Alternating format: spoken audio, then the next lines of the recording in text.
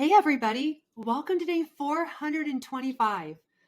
This is a topic that I cared so much about when I started my journey. I did a lot of research. This was not something that I had really been following or had a lot of knowledge of in my life. And it is a question I get asked all the time. So let's look into it. How much protein should you have? How much fat should you have? How much carbs should you have? And then I have a little bonus segment at the end because doctors are encouraging their patients to get these new smart scales, the kind of scale that you stand on and it tells you how many pounds you weigh, that kind of a scale. But they have gotten exciting. They have new bells and whistles, great apps that go along with them. And I'm going to tell you why doctors are recommending them. And like you might run out and start looking to purchase one. I know that I am super interested in them after doing a little bit of research. So I found a few types. I'm going to share some prices with you and can't wait to show you that in a minute. But let's get to our slideshow.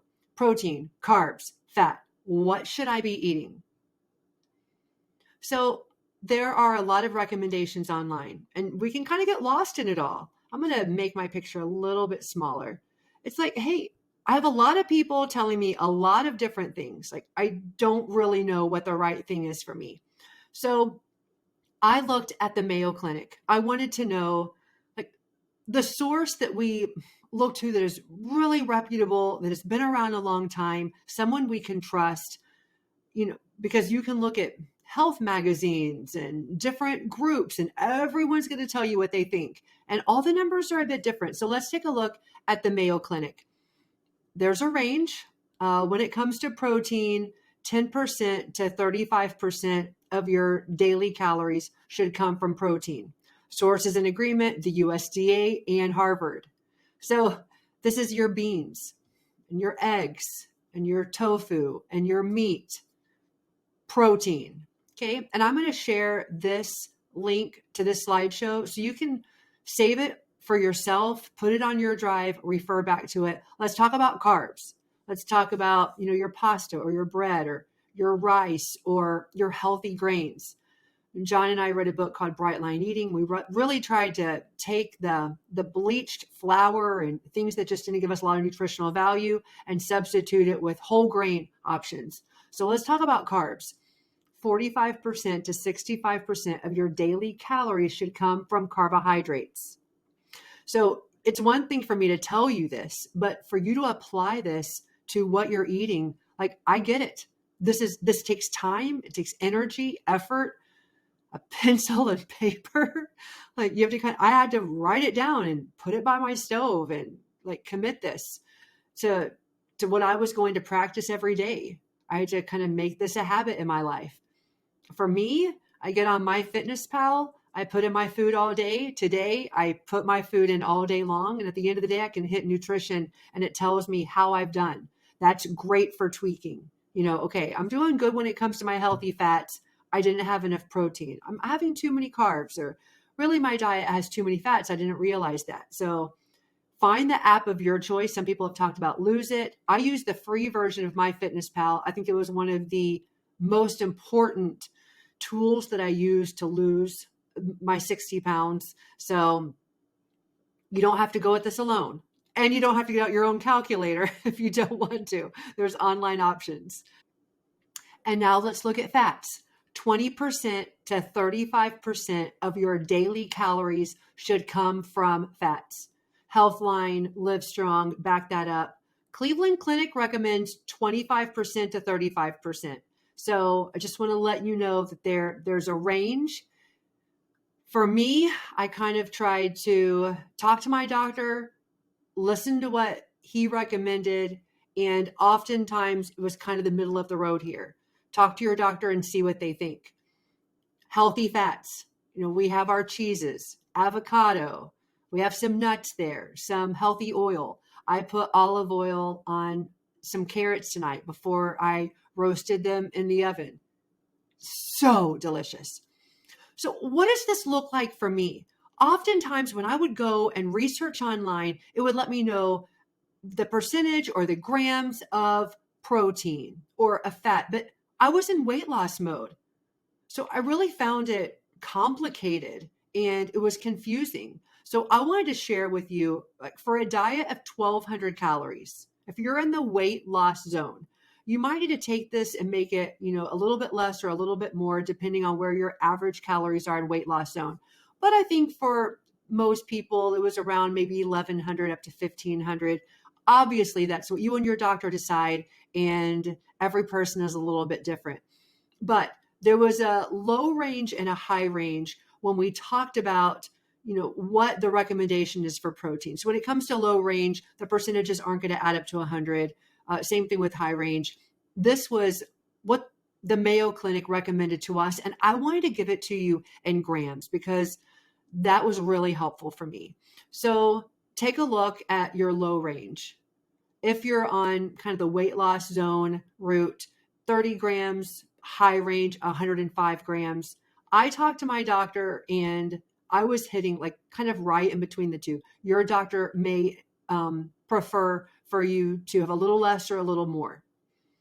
Okay, let's take a look at our carbs. 135 grams for the low end, 195 grams for the high end, and fats around 27 for the low end, around 47 for the high end.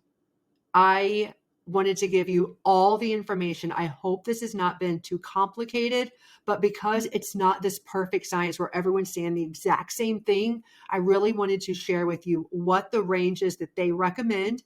And then I wanted to put that in actual measurements, like, okay, so how many grams do I need? So what do I need to be eating? Okay, let's move on. What does this look like for me, for those of us who have hit the maintenance zone? And based on male, female, height, your build, how much activity you have, all of us, and I want to talk about this in a future video. I have the outline already lined out, but it's all about what is my basal metabolic rate, your BMI, how many calories am I burning, per day doing my activities? That really is how you figure out how many calories you need to maintain. So for me, I love walking on my treadmill. I'm a teacher, so I'm on my feet quite a bit, but you may have a job where you're not burning as many calories during the day, or you're burning a ton more calories during the day. So it's really amazing to take a look at your lifestyle, your build, and then figuring out how many calories you need to maintain your weight. That's going to be a fun video.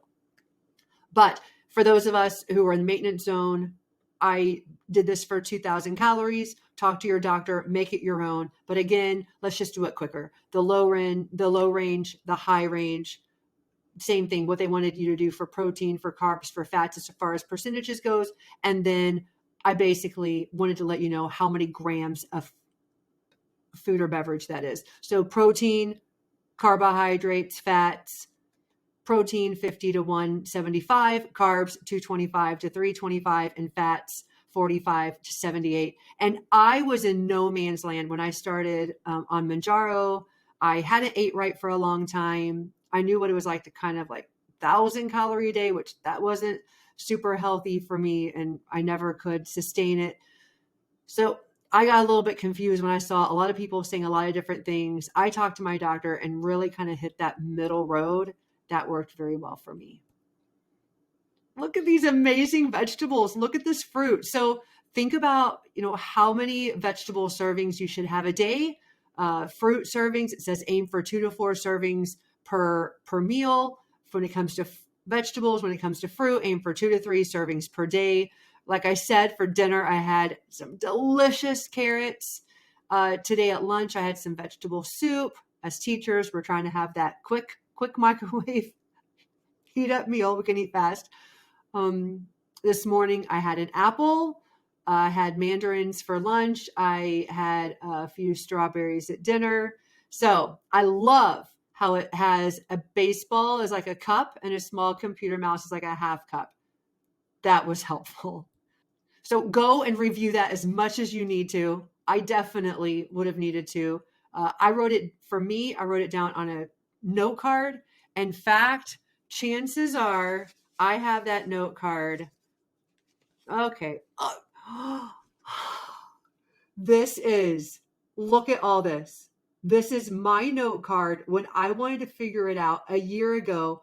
But look at how many people wanted you to do different things. And I wrote them all down on, I no one agreed. And what did I know? I didn't know which one to choose. So I wrote everyone's ideas down, and then I ended up talking to my doctor and taking the average. Aw, so you make your own note card. Sit it in your kitchen to help keep you on track. Okay, we had community members who were letting me know about these smart scales.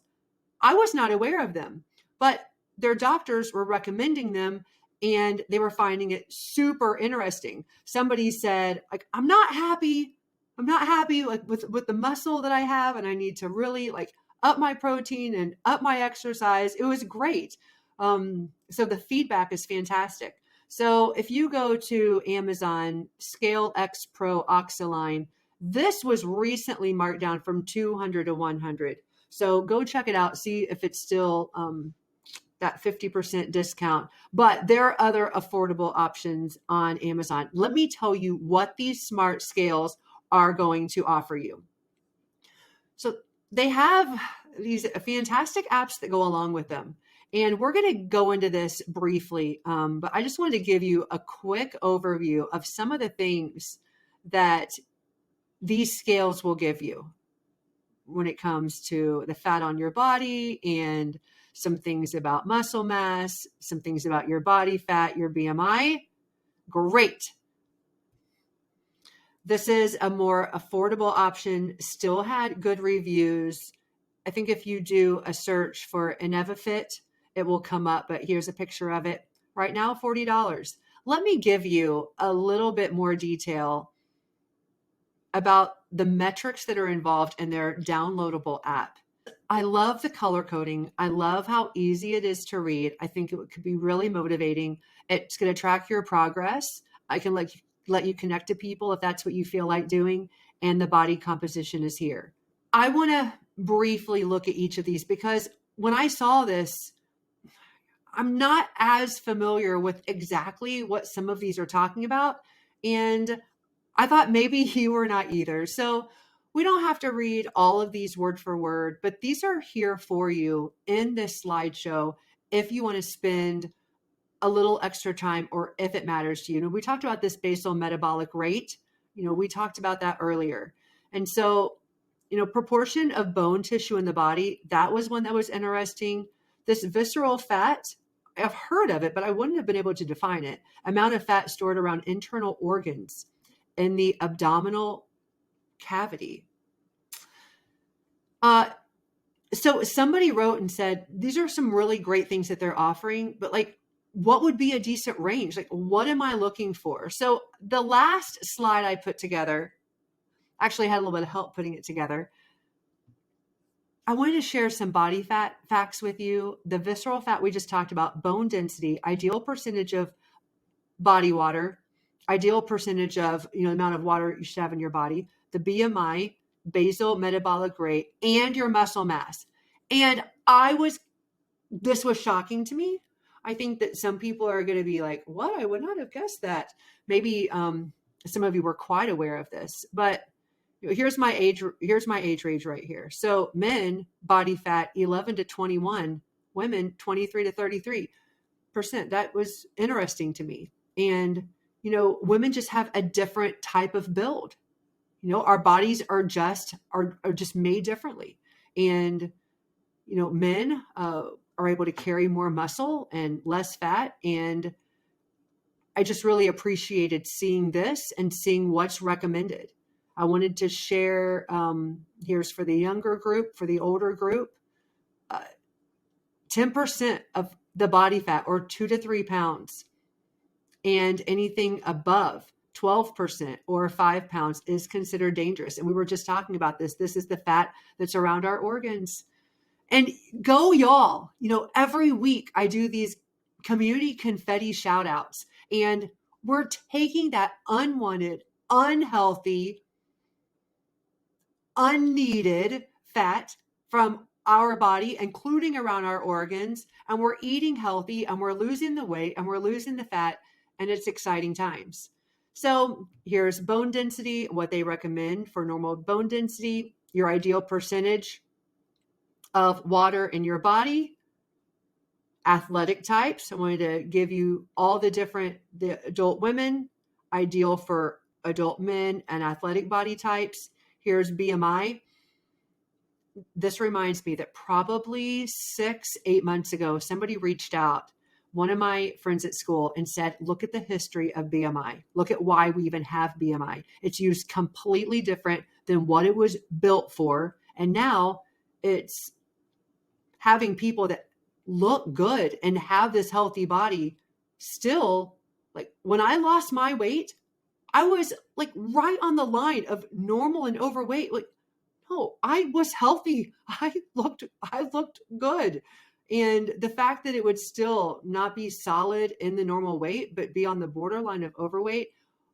Okay, so I'm telling you now, I'm motivating myself. I'm getting energized. I cannot wait to bring you that BMI video sometime, or you just do a happy little deep dive and look into the history of BMI and how it came to be. Because I think it can like make some people feel like they're way off track when they're not. Basal metabolic rate, that's great. Approximately how many calories you should have a day. And that is just to sustain yourself before you have worked out or before you have burned any calories. It's like if you were just going to sit there all day, approximately how many calories would you burn? And then from there, you can bump it up based on like, what are you doing? How many steps are you taking a day? Are you working out? Those sorts of things. And then let me move this for a second. Here's about muscle mass. So thank you. Thank you for joining me. I hope you got something useful. This has definitely made me rethink. You know, I got to my goal weight and I really cared about my percentages while I was losing weight. And then once I got to my goal weight, it's like you're in happy land, and it was the summer and we get busy and I wasn't paying attention to it. And then I ended up gaining weight, gained 18 pounds. And then I bumped up to the next level of dose of Mounjaro, and I lost the weight. And then I got sick a couple of times and I was underweight.